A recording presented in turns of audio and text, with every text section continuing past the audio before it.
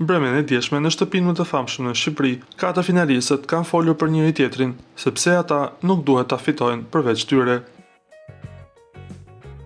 Vllai i madh u kujton 4 finalistëve se ky është një moment reflektimi për ta parë lojën e tjetrit me sy kritik.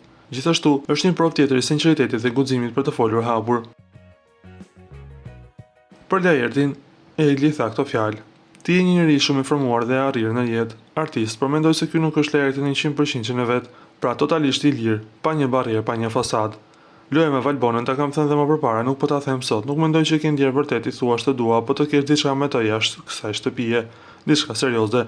Pastaj dhe fakti si ndodhi puna e nominimit. Loja me Rozanën mendoj që ka qenë një lojë strategjie për të bërë të gjitha debatet deri ditët e fundit.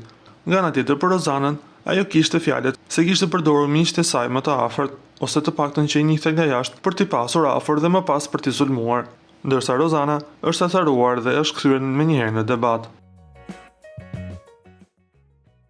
Kur erdhi dhe radha për gjestin, ajo deklaroi se ai ka pasur shumë kontradikta, duke thënë diçka tjetër dhe duke bërë diçka tjetër. Se kush do ta fitojë na mbetet vetëm të presim.